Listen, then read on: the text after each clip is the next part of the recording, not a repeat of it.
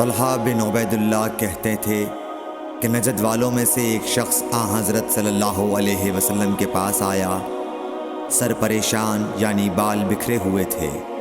ہم اس کی آواز کی بنبناہٹ سنتے تھے اور ہم سمجھ نہیں پا رہے تھے کہ وہ کیا کہہ رہا ہے، یہاں تک کہ وہ نزدیک آن پہنچا جب معلوم ہوا کہ وہ اسلام کے بارے میں پوچھ رہا ہے۔ حضرت صلی اللہ علیہ وسلم نے فرمایا کہ اسلام دن رات میں 5 نمازیں پڑھنا ہے۔ اس نے کہا بس اس کے سوا تو اور کوئی نماز مجھ پر نہیں۔ آپ نے فرمایا نہیں مگر تو نفل پڑھے تو اور بات ہے۔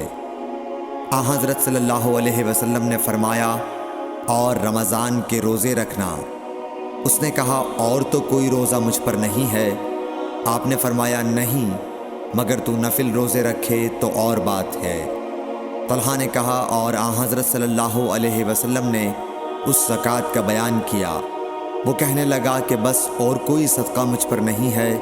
آپ نے فرمایا نہیں مگر یہ کہ تو نفل صدقہ دے تو اور بات ہے۔